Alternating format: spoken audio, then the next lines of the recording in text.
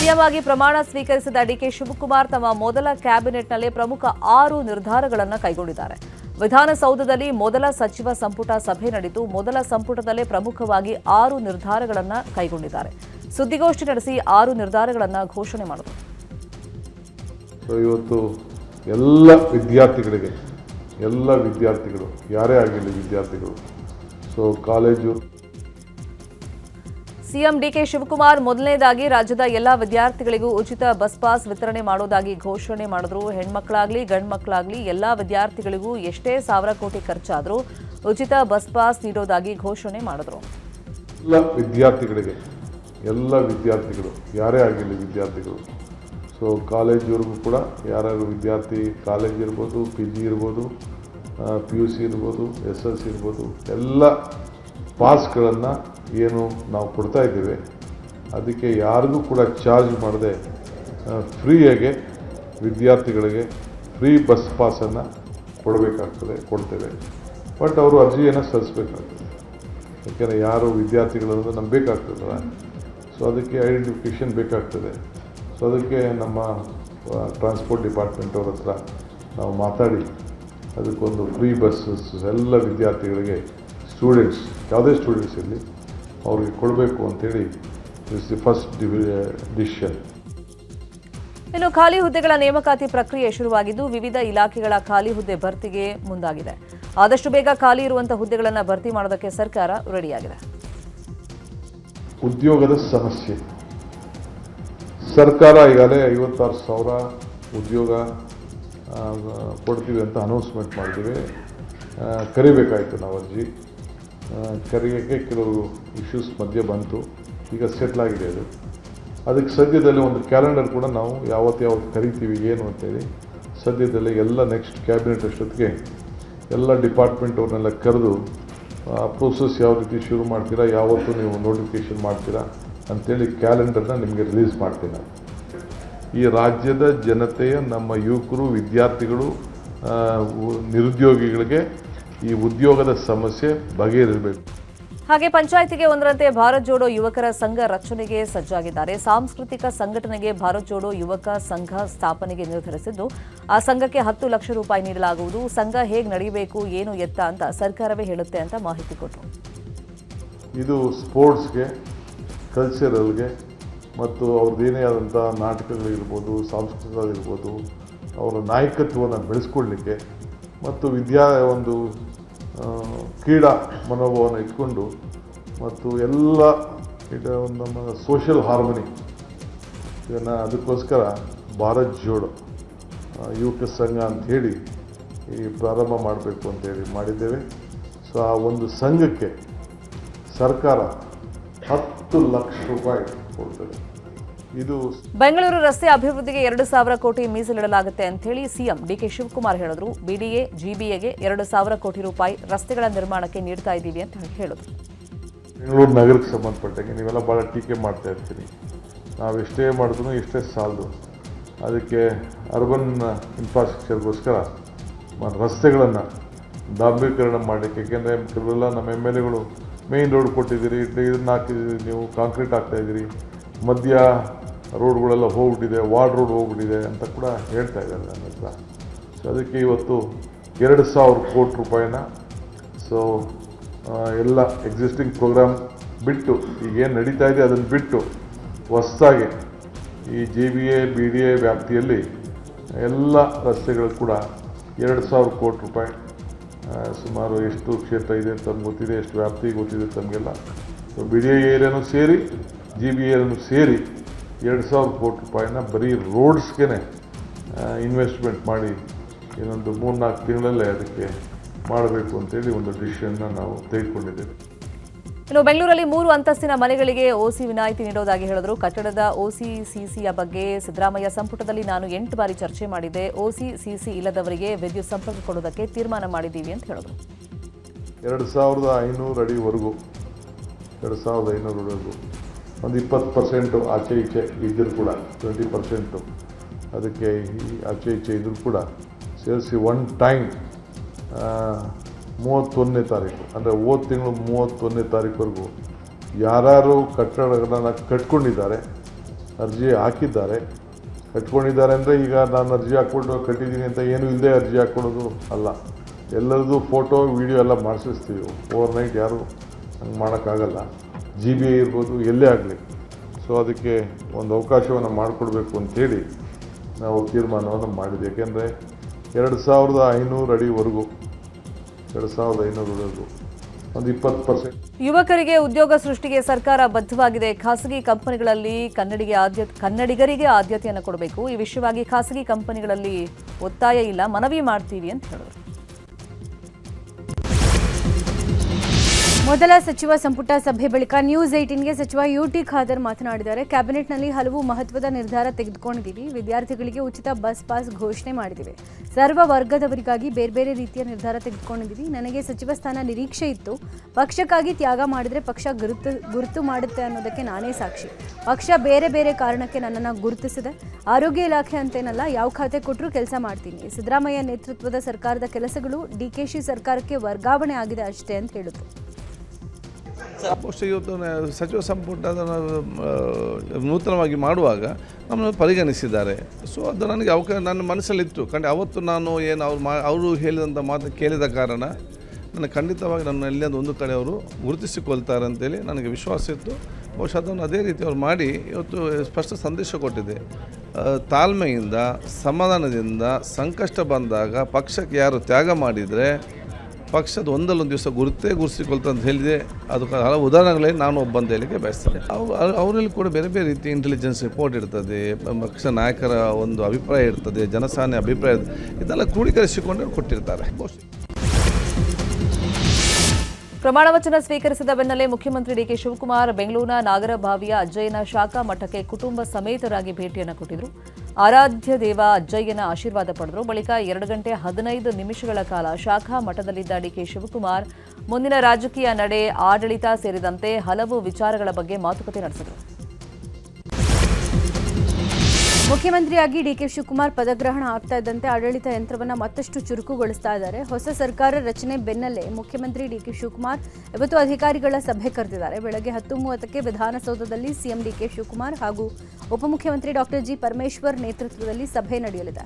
ಸರ್ಕಾರದ ಅಪರ ಮುಖ್ಯ ಕಾರ್ಯದರ್ಶಿಗಳು, ಪ್ರಧಾನ ಕಾರ್ಯದರ್ಶಿಗಳು, ಹಿರಿಯ ಪೊಲೀಸ್ ಅಧಿಕಾರಿಗಳು, ಅಪರ ಪ್ರಧಾನ ಅರಣ್ಯ ಸಂರಕ್ಷಣಾಧಿಕಾರಿಗಳ ಜೊತೆ ಸಭೆ ನಡೆಯಲಿದೆ. ಸಭೆಯಲ್ಲಿ ಇಲಾಖಾವಾರು ಮಾಹಿತಿ ಪಡೆಯುವ ಜೊತೆಗೆ ಕಾನೂನು ಸುವ್ಯವಸ್ಥೆ ಹಾಗೂ ಅಪರಾಧ ಚಟುವಟಿಕೆಗಳ ಕಡಿವಾಣಕ್ಕೆ ಸಲಹೆ ಕೊಡಲಿದ್ದಾರೆ CM ಹಾಗೂ DCM.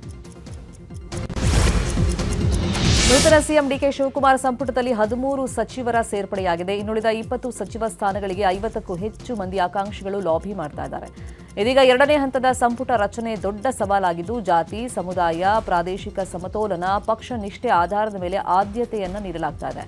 2ನೇ ಹಂತದ ಸಂಪುಟ ರಚನೆಯ ಪಟ್ಟಿಯಲ್ಲಿ M Krishnappa layout, Zameer Ahmed, NA Haris, Tanveer Sait, Shivalingegowda, Lakshmi Hebbalkar, Nayana Motamma, Mankal Vaidya ಸೇರಿದಂತೆ ಸಾಕಷ್ಟು ಶಾಸಕರು ರೇಸ್ನಲ್ಲಿದ್ದಾರೆ. ಬಾಗಲಕೋಟೆ ಇಳಕಲ್ನಲ್ಲಿ ಕುಡಿಯೋ ನೀರಿಗಾಗಿ ಜನ ಪರದಾಡ್ತಿದ್ದಾರೆ. ಆದರೆ ಜನರ ಸಮಸ್ಯೆಗೆ ಸ್ಪಂದಿಸಬೇಕಾಗಿದ್ದ ಶಾಸಕ ಮಂತ್ರಿಗಿರಿ ಪಟ್ಟಕ್ಕಾಗಿ ಬೆಂಗಳೂರಲ್ಲಿ ಠಿಕಾಣಿ ಹೂಡಿದ್ದಾರೆ. ಕಳೆದ 15 ದಿನಗಳಿಂದ ಇಳಕಲ್ ನಗರದ ಜನ ಕುಡಿಯೋ ನೀರಿಗಾಗಿ ಪರದಾಡ್ತಿದ್ದಾರೆ. ಇತ್ತ ಸಚಿವ ಸ್ಥಾನದ ಆಕಾಂಕ್ಷಿಯಾಗಿರುವ ಹುನಗುಂದ ಕ್ಷೇತ್ರದ ಶಾಸಕ ವಿಜಯಾನಂದ ಕಾಶಪ್ಪನವರ್ ಬೆಂಗಳೂರಲ್ಲಿ ಸಚಿವ ಸ್ಥಾನದ ಲಾಬಿ ಮಾಡ್ತಾ ಇದ್ದಾರೆ. ಹೀಗಾಗಿ ಜನ ಗೋಳು ಕೇಳೋರೇ ಇಲ್ಲದಂತಾಗಿದೆ. ಸಮಸ್ಯೆಗೆ ಸ್ಪಂದಿಸದ ಅಧಿಕಾರಿಗಳ ವಿರುದ್ಧ ಜನ ಹಿಡಿಶಾಪ ಹಾಕ್ತಿದ್ದಾರೆ. ಸುಮಾರು ವಾರ್ಡ್ ನಂಬರ್ 2, 3ರಲ್ಲಿ ಓಂಕಾಳ್ ಟಾಕಿದ್ದು, ನಾರಾಯಣ ಟಾಕಿ, ಶರಣಬಸವೇಶ್ವರದಲ್ಲಿ 3 ತಿಂಗಳಿಂದ ನೀರು ಬಂದಿಲ್ಲ ಅಂತ ಇಷ್ಟೆಲ್ಲ ಮಳೆ ಕೊಡ್ದ. ಈ ಹಿಂದೆ 1 ತಿಂಗಳಿಂದನೂ ಅವರಿಗೆ ನಾವು ಮನವಿಯನ್ನು ಮಾಡಿದ್ವಿ, ಪದೇ ಪದೇ ಹಿಂಗೆ ಮಾಡಬೇಡ್ರಿ, ಜನರನ್ನ ನಗರಸಭೆ ಹತ್ರ ಕರೆಸಬೇಡ್ರಿ. ಮತ್ತು ಅವಾಗೂ ಹೇಳಿದ್ವಿ ನಾವು ಮತ್ತು ಹಿಂಗೆ ಮಾಡಿದ್ರೆ ಮುಂದೆ ಇಳಕಲ್ ಬಂದು ಹೋರಾಟ ಮಾಡ್ಬೇಕಾಗ್ತದೆ ನೀರಿನ ಸಂಬಂಧ. ಪದೇ ಪದೇ ಅವಾಗ ಹೇಳಿದ್ರು, ಇಲ್ಲ ಇದನ್ನು ಸಾಲ್ವ್ ಮಾಡ್ತೀವಿ ನಾವು, ಇದು ಒಂದ್ಸಲ ಪೈಪ್ಲೈನ್ ಇದಾಗ್ಯವಂತ. ಮತ್ತು ಈಗನು ಅದನ್ನೇ ಹೇಳ್ತಾರೆ, ಪೈಪ್ಲೈನ್ ಪ್ರಾಬ್ಲಮ್ ಐತೆ ಮಾಡ್ತೀವಿ ಅಂತಂದು. ಅದು ಏನು ವಾಲ್ ಏನು ಪ್ರಾಬ್ಲಮ್ ಮಾಡ್ರಿ ಏನೋ ಗೊತ್ತಿಲ್ಲ, ಒಟ್ಟ ನೀರು ಬರಗಿಲ್ಲಲ್ಲೇ ನೀರು ಬಿಟ್ಟಿಲ್ಲ. ಮುನ್ಸಿಪಾಲ್ಟಿದ ಇದು ಎಲ್ಲ ಕೆಲಸ ಅವರ ಮಾಡ್ರಿ, ನಾಳೆ ಬಡವ ಏನ್ ಮಾಡ್ರಿ, ಏನು ಕಲೆಕ್ಷನ್ ಮಾಡ್ರ ಗೊತ್ತಿಲ್ಲ. ಈಗಂತೂ ಒಟ್ಟ ನೀರು ಬರಕ್ ರೆಡಿನೇ ಇಲ್ಲ, ಇಲ್ಲಿ ಒಟ್ಟ ಒಂದ್ ಹನಿ ಬರಗಿಲ್ಲ ತಾಟ್ ಅಂತೇಳಿ. ಅವ್ರೇನಂತಾರೆ, ಈಗ ಮಾಡಕ್ ಕಳ್ಸಿವಿ, ನೋಡಕ್ ಕಳ್ಸಿವಿ, ರಾಗ್ ಕಲೆಕ್ಷನ್ ಅಂತ ಅವರೇ ಹೇಳ್ತಾನ. ಇವ್ ಮಾಡ್ಸಕ್ ಇವತ್ತು ಸಂಜೆ ಹೇಳ್ತಾ ಮಾಡ್ತೀವಿ ಅಂತಾರ. ಅದು ಏಟ್ ಮಾಡ್ತಾರೋ ಏಟ್ ಕೊಡ್ತಾರೋ ಗೊತ್ತಿಲ್ಲ.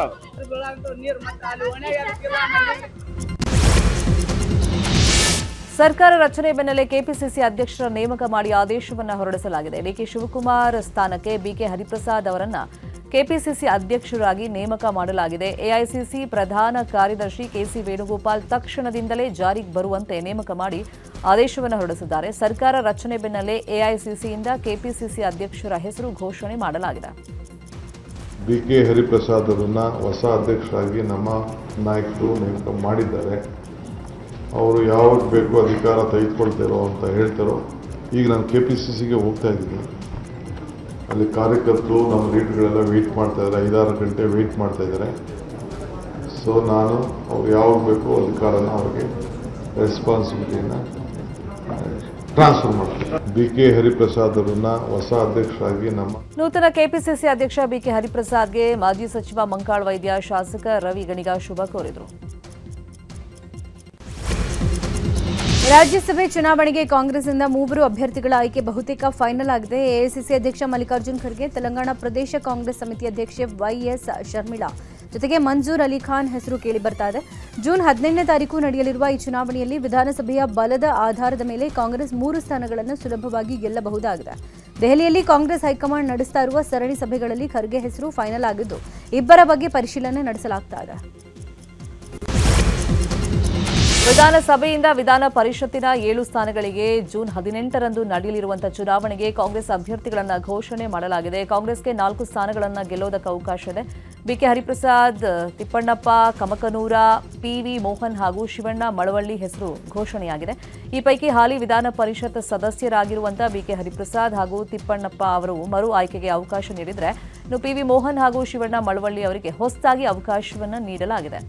ಇನ್ನು ಈಡಿಗ ಸಮುದಾಯದ BK ಹರಿಪ್ರಸಾದ್, ಕೋಲಿ ಸಮುದಾಯದ ತಿಪ್ಪಣ್ಣಪ್ಪ ಕಮಕನೂರು, ಹಾಗೆಯೇ ಕುರುಬ ಸಮುದಾಯದ ಶಿವಣ್ಣ ಮಳವಳ್ಳಿ, ಬೆಲ್ಲವ ಸಮುದಾಯದ PV ಮೋಹನ್ ಅವರ ಹೆಸರನ್ನ ಘೋಷಣೆ ಮಾಡಲಾಗಿದ್ದು, ಪರಿಷತ್ ಸದಸ್ಯರ ಆಯ್ಕೆಯಲ್ಲಿ ಸಂಪೂರ್ಣವಾಗಿ OBC ಸಮುದಾಯಗಳಿಗೆ ಮನ್ನಣೆಯನ್ನ ನೀಡಲಾಗಿದೆ. ಶಾಸಕ ಪ್ರಸಾದ್ ಅಬ್ಬಯ್ಯ ಅವರಿಗೆ ಸಚಿವ ಸ್ಥಾನ ಕೊಡೋಕೆ ಒತ್ತಾಯಿಸಿ ಹುಬ್ಬಳ್ಳಿಯಲ್ಲಿ ಪ್ರತಿಭಟನೆಗಳು ಮುಂದುವರೆದಿವೆ. ಕಳೆದ 2 ದಿನಗಳಿಂದಲೂ ಅಭಿಮಾನಿಗಳು ಪ್ರತಿಭಟನೆ ಮಾಡ್ತಾ ಇದ್ದಾರೆ. ಇವತ್ತು ಹುಬ್ಬಳ್ಳಿಯ ದುರ್ಗದ ಬೈಲ್ನಲ್ಲಿ ಬೀದಿ ವ್ಯಾಪಾರಿಗಳ ಸಂಘದ ನೇತೃತ್ವದಲ್ಲಿ ಪ್ರತಿಭಟನೆ ಮಾಡಲಾಗ್ತಾ ಇದೆ. 2ನೇ ಹಂತದ ಸಂಪುಟದಲ್ಲಾದರೂ ಸ್ಥಾನ ನೀಡುವಂತೆ ಒತ್ತಾಯಿಸಲಿದ್ದಾರೆ. ಹ್ಯಾಟ್ರಿಕ್ ಲೀಡರ್ ಬಡವರ ಬಂಧು ಶ್ರೀಮಾನ್ ಪ್ರಸಾದ್ ಅಬ್ಬಯ್ಯ ಅವರಿಗೆ ಮಂತ್ರಿ ಸ್ಥಾನ. ಸಿಎಂ DK ಶಿವಕುಮಾರ್ ಭೇಟಿಗೆ ಅವಕಾಶ ನೀಡಿಲ್ಲ ಅಂತ ಕಾರ್ಯಕರ್ತೆಯೊಬ್ಬರು ಹೈ ಡ್ರಾಮಾ ಮಾಡಿದ್ರು. ಪ್ರೋಟೋಕಾಲ್ ಕ್ರಾಸ್ ಮಾಡಿದ್ದಕ್ಕೆ ಸಿಬ್ಬಂದಿ ಹೊರಹಾಕಿದ್ರು. ಶುಭ ಕೋರೋದಕ್ಕೆ ಹೋದ್ರೆ ಹೊರಗಡೆ ಹಾಕಿದ್ದಾರೆ ಅಂತೇಳಿ ಬೈದು ಸಿಎಂ DKಶಿ ಮನೆ ಮುಂದೆ ವಿಡಿಯೋ ಮಾಡಿ ಕಾರ್ಯಕರ್ತೆ ಕಿಡಿಕಾರಿದ್ದಾರೆ. ಮಂಡ್ಯದಲ್ಲಿ DK ಶಿವಕುಮಾರ್ ಸಿಎಂ ಆದ ಹಿನ್ನೆಲೆ ಭರ್ಜರಿ ಬಾಡೂಟ ಹಾಕಲಾಗಿದೆ. ಹುಲಿವಾನ ಗ್ರಾಮದಲ್ಲಿ DKಶಿ ಬೆಂಬಲಿಗರು ಸೆಲೆಬ್ರೇಟ್ ಮಾಡಿದ್ದಾರೆ. DK ಶಿವಕುಮಾರ್ ಸಿಎಂ ಆಗಿ ಪದಗ್ರಹಣ ಮಾಡಿದ ಬೆನ್ನಲ್ಲೇ ಹುಲಿವಾನ ಗ್ರಾಮದಲ್ಲಿ ಬಿರಿಯಾನಿ ವಿತರಿಸಲಾಗಿದೆ. DK ಶಿವಕುಮಾರ್ ಭಾವಚಿತ್ರಕ್ಕೆ ಪುಷ್ಪಾರ್ಚನೆ ಸಲ್ಲಿಸಿ ಪಟಾಕಿ ಸಿಡಿಸಿ ಸಂಭ್ರಮಾಚರಣೆ ಮಾಡಿದ ಬಳಿಕ ಗ್ರಾಮದ ಮುಖಂಡರ ನೇತೃತ್ವದಲ್ಲಿ ಸುಮಾರು 800 ಜನರಿಗೆ ಬಿರಿಯಾನಿ ವಿತರಿಸಲಾಗಿದೆ.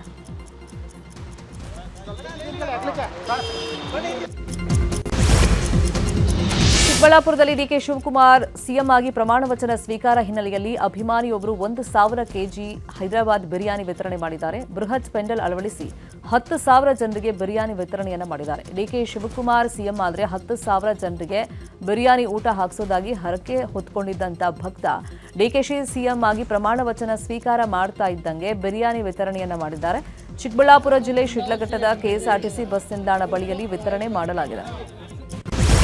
ರಾಜ್ಯದಲ್ಲಿ ಮಳೆ ಆರ್ಭಟ ಮುಂದುವರೆದಿದೆ. ಹವಾಮಾನ ಇಲಾಖೆಯಿಂದ ಈ ವಾರ ರಾಜ್ಯದ ಮಳೆ ಅಲರ್ಟ್ ಘೋಷಣೆಯಾಗಿದೆ. ಬೆಂಗಳೂರು ಸೇರಿದಂತೆ ರಾಜ್ಯದ ಹಲವು ಜಿಲ್ಲೆಗಳಲ್ಲಿ ಮುಂದಿನ 6 ದಿನ ಮಳೆ ಆಗಲಿದೆ ಅಂತ ಹವಾಮಾನ ಇಲಾಖೆ ಮುನ್ಸೂಚನೆಯನ್ನು ಕೊಟ್ಟಿದೆ. ಜೂನ್ 9ರವರೆಗೆ ರಾಜ್ಯದ ವಿವಿಧ ಭಾಗಗಳಲ್ಲಿ ಗುಡುಗು ಮಿಂಚು ಸಹಿತ ಮಳೆಯಾಗುವಂತ ನಿರೀಕ್ಷೆ ಇದ್ದು 14 ಜಿಲ್ಲೆಗಳಿಗೆ ಯೆಲ್ಲೋ ಅಲರ್ಟ್ ಹಾಗೂ ದಕ್ಷಿಣ ಕನ್ನಡ ಹಾಗೂ ಉಡುಪಿ ಜಿಲ್ಲೆಗೆ ಆರೆಂಜ್ ಅಲರ್ಟ್ ಘೋಷಣೆಯಾಗಿದ್ದು ಮುನ್ನೆಚ್ಚರಿಕೆ ವಹಿಸುವಂತೆ ಹವಾಮಾನ ಇಲಾಖೆ ಸೂಚಿಸಿದೆ. ಇನ್ನು ದಕ್ಷಿಣ ಕನ್ನಡ ಜಿಲ್ಲೆಯಲ್ಲಿ ಹವಾಮಾನ ವಾತಾವರಣ ಬದಲಾಗಿದೆ. ದಕ್ಷಿಣ ಕನ್ನಡ ಜಿಲ್ಲಾಡಳಿತ ಮಳೆಗಾಲ ಎದುರಿಸಲು ಸಜ್ಜಾಗ್ತಾ ಇದೆ. ಇಡೀ ಜಿಲ್ಲೆಯಲ್ಲಿ ಮೋಡ ಕವಿದ ವಾತಾವರಣವಿದ್ದು ಕೆಲವೆಡೆ ಭಾರೀ ಮಳೆಯಾಗುವಂತ ಮುನ್ಸೂಚನೆ ಇದೆ. ಭಾರತೀಯ ಹವಾಮಾನ ಇಲಾಖೆಯ ಮುನ್ಸೂಚನೆಯಂತೆ ಇವತ್ತು ಕೇರಳಂಗೆ ಮುಂಗಾರು ಪ್ರವೇಶಿಸುವಂತ ಸಾಧ್ಯತೆ ಇದೆ. ಹೀಗಾಗಿ ದಕ್ಷಿಣ ಕನ್ನಡ ಜಿಲ್ಲೆಯಲ್ಲೂ ಮಳೆ ತೀವ್ರಗೊಳ್ಳುವಂತ ಮುನ್ಸೂಚನೆ ಇದೆ. ಕಡಲ ತೀರದ ನಿವಾಸಿಗಳಿಗೂ ಎಚ್ಚರಿಕೆಯಿಂದ ಇರುವಂತೆ ಜಿಲ್ಲಾಡಳಿತ ಸೂಚಿಸಿದೆ. ಹುಬ್ಬಳ್ಳಿಯಲ್ಲಿ ವರುಣ ಅಬ್ಬರಿಸಿದ್ದಾನೆ. ಹುಬ್ಬಳ್ಳಿ ನಗರದ ವಿವಿಧೆಡೆ ಬಿರುಸಿನ ಮಳೆಯಾಗಿದೆ. ಹುಬ್ಬಳ್ಳಿ ಸುತ್ತಮುತ್ತಲಿನ ಪ್ರದೇಶದಲ್ಲೂ ಮಳೆಯಾಗಿದ್ದು ಸುಮಾರು ಅರ್ಧ ಗಂಟೆ ಕಾಲ ಮಳೆ ಸುರಿದಿದೆ. ಮುಂದಿನ ದಿನಗಳಲ್ಲಿ ಮತ್ತಷ್ಟು ಮಳೆಯಾಗುವ ನಿರೀಕ್ಷೆ ಇದ್ದು ಮುನ್ನೆಚ್ಚರಿಕೆ ವಹಿಸುವಂತೆ ಹವಾಮಾನ ಇಲಾಖೆ ಸೂಚಿಸಿದೆ. ಕೆಕೆಆರ್ಟಿಸಿ ಬಸ್ ಪಲ್ಟಿಯಾಗಿ ಹಲವರಿಗೆ ಗಾಯ ಆಗಿರೋ ಘಟನೆ ನಡೆದಿದೆ. ಕಲಬುರಗಿ ಜಿಲ್ಲೆ ಜೇವರ್ಗಿ ತಾಲೂಕಿನ ಕೆಲೂರು ಗ್ರಾಮದ ಬಳಿ ಬಸ್ ಪಲ್ಟಿಯಾಗಿ 30ಕ್ಕೂ ಹೆಚ್ಚು ಜನರಿಗೆ ಗಾಯ ಆಗಿದೆ. ಕಲಬುರಗಿಯಿಂದ ಧರ್ಮಸ್ಥಳಕ್ಕೆ ಹೊರಟಿದ್ದ ಕೆಕೆಆರ್ಟಿಸಿ ಬಸ್ ಇದಾಗಿದ್ದು ಚಾಲಕನ ನಿಯಂತ್ರಣ ತಪ್ಪಿ ಅವಘಡ ಸಂಭವಿಸಿದೆ.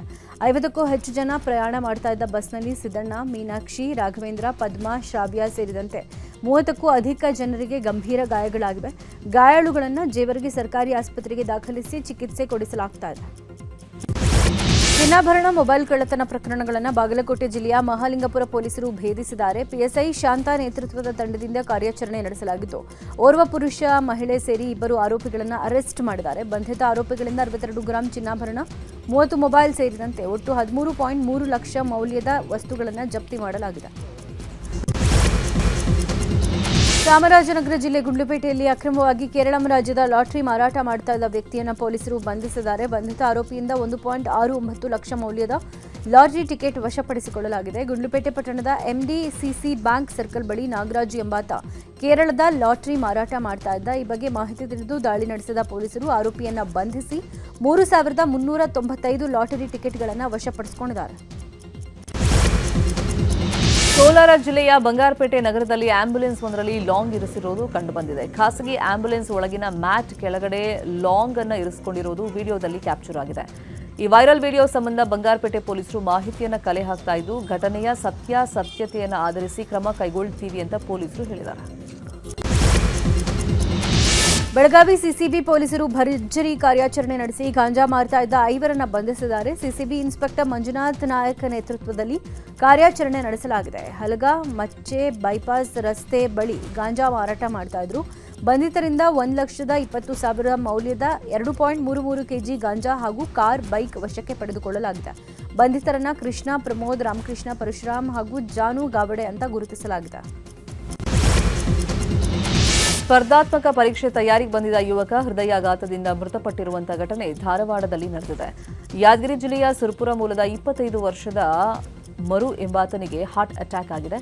ರೂಮ್ನಲ್ಲಿದ್ದಾಗಲೇ ಹೃದಯಾಘಾತವಾಗಿ ಯುವಕ ಮೃತಪಟ್ಟಿದ್ದಾನೆ. ಕೆರೆಯಲ್ಲಿ ಸಾವಿರಾರು ಮೀನುಗಳು ಮೃತಪಟ್ಟಿರುವ ಘಟನೆ ಹಾಸನದ ಅರಕಲಗೂಡು ತಾಲೂಕಿನ ಬನ್ನೂರು ಗ್ರಾಮದ ದೊಡ್ಡಕೆರೆಯಲ್ಲಿ ನಡೆದಿದೆ. ಏಕಾಏಕಿ ಸಾವಿರಾರು ಮೀನುಗಳು ಸತ್ತು ತೇಲಾಡ್ತಾ ಇದ್ದು ದುರ್ವಾಸನೆ ಬರ್ತಾ ಇದೆ. ಕೆರೆಯಲ್ಲಿ ನೀರು ಕಡಿಮೆಯಾಗಿ ಗಾಳಿ ಕೊರತೆಯಿಂದ ಮೀನುಗಳು ಸಾವನ್ನಪ್ಪಿರಬಹುದು ಅಂತ ಅಥವಾ ವಿಷ ಬೆರೆಸಿರೋದ್ರಿಂದ ಮೀನುಗಳು ಸಾವನ್ನಪ್ಪಿರೋ ಶಂಕೆ ವ್ಯಕ್ತವಾಗಿದೆ. ಹಾವೇರಿಯ ಅರಳಿಹಳ್ಳಿಯಲ್ಲಿ ಉನ್ನತೀಕರಿಸಿದ ಸರ್ಕಾರಿ ಹಿರಿಯ ಪ್ರಾಥಮಿಕ ಶಾಲೆಯಲ್ಲಿ ಶಿಕ್ಷಕರ ಕೊರತೆ ಇದೆ. 130ಕ್ಕೂ ಹೆಚ್ಚು ಮಕ್ಕಳಿರುವಂತಹ ಶಾಲೆಯಲ್ಲಿ ಕೇವಲ 2 ಶಿಕ್ಷಕರಿಂದಲೇ ಬೋಧನೆಯನ್ನ ಮಾಡಲಾಗ್ತಾ ಇದೆ. ಹೀಗಾಗಿ ಗ್ರಾಮಸ್ಥರು ಶಾಲೆಗೆ ಬೀಗ ಜಡಿದು ಪ್ರತಿಭಟನೆ ನಡೆಸಿ ಶಾಸಕ ಹಾಗೂ ಅಧಿಕಾರಿಗಳ ವಿರುದ್ಧ ಆಕ್ರೋಶವನ್ನ ಹೊರಹಾಕಿದರು. ಹಾಸನದಲ್ಲಿ ಡ್ರಾಪ್ ಕೊಡೋ ನೆಪದಲ್ಲಿ ಅಪ್ರಾಪ್ತೆಯನ್ನ ಕರೆದೊಯ್ದು ಅತ್ಯಾಚಾರಕ್ಕೆ ಯತ್ನಿಸಿರೋ ಘಟನೆ ನಡೆದಿದೆ. ಸಾಗರ್ ಎಂಬ ಯುವಕನ ವಿರುದ್ಧ ಆರೋಪ ಕೇಳಿಬರ್ತಿದೆ. ಪ್ರತಿರೋಧ ಹಿನ್ನೆಲೆ ಕೊಲೆ ಮಾಡೋದಾಗಿಯೂ ಬೆದರಿಕೆ ಹಾಕಿದ್ದಾನೆ ಅಂತ ಬಾಲಕಿ ಆರೋಪಿಸಿದ್ದಾಳೆ. ಸದ್ಯ ಆರೋಪಿ ಸಾಗರ್ನನ್ನ ಪೊಲೀಸರು ವಶಕ್ಕೆ ಪಡ್ಕೊಂಡಿದ್ದಾರೆ. ವಚನಾನಂದ ಸ್ವಾಮೀಜಿ ಪೋಕ್ಸೋ ಪ್ರಕರಣ ಸಂಬಂಧ ನಿರೀಕ್ಷಣಾ ಜಾಮೀನು ರದ್ದು ಕೋರಿ ಪೊಲೀಸರು ಸಲ್ಲಿಸಿದ ಅರ್ಜಿ ವಿಚಾರಣೆ ಮುಂದೂಡಿಕೆಯಾಗಿದೆ. ಅರ್ಜಿ ವಿಚಾರಣೆಯನ್ನ ಜಿಲ್ಲೆ ವಿಶೇಷ ಪೋಕ್ಸೋ ನ್ಯಾಯಾಲಯ ಜೂನ್ 6ಕ್ಕೆ ಮುಂದೂಡಿದೆ. ತಕರಾರು ಅರ್ಜಿ ಸಲ್ಲಿಕೆ ಮಾಡಿದ ವಚನಾನಂದ ಸ್ವಾಮೀಜಿ ಪರ ವಕೀಲ ಎಸ್ವಿ ಪಾಟೀಲ್ ವಾದವನ್ನು ಮಾಡಿದರು. ಹಾವೇರಿಯಲ್ಲಿ ಮಾಡಿಫೈಡ್ ಸೈಲೆನ್ಸರ್ಗಳ ವಿರುದ್ಧ ಟ್ರಾಫಿಕ್ ಪೊಲೀಸರು ಸಮರ ಸಾರಿದ್ದಾರೆ. ನಗರದ ಟ್ರಾಫಿಕ್ ಪೊಲೀಸರು ಕಾರ್ಯಾಚರಣೆ ನಡೆಸಿ ಬೈಕ್ನ ಕರ್ಕಶ ಸೈಲೆನ್ಸರ್ಗಳನ್ನು ಧ್ವಂಸ ಮಾಡಿದ್ದಾರೆ. ಪಿಬಿ ರಸ್ತೆಯಲ್ಲಿ ಸಾರ್ವಜನಿಕರ ಎದುರೇ ಪೊಲೀಸರು ಜೆಸಿಬಿ ಮೂಲಕ ಸುಮಾರು 40ಕ್ಕೂ ಹೆಚ್ಚಿನ ಮಾಡಿಫೈಡ್ ಸೈಲೆನ್ಸರ್ಗಳನ್ನು ಧ್ವಂಸ ಮಾಡಿದರು.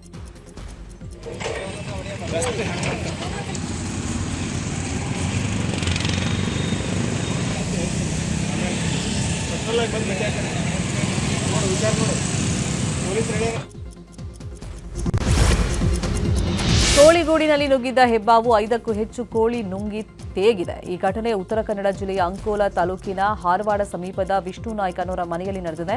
ಸ್ಥಳಕ್ಕೆ ಬಂದ ಹಾವು ಹಿಡಿಯುವ ಪ್ರಶಾಂತ್ ಹೆಬ್ಬಾವನ್ನ ಸೆರೆ ಹಿಡಿದು ಸುರಕ್ಷಿತವಾಗಿ ಕಾಡಿಗೆ ಬಿಟ್ಟಿದ್ದಾರೆ.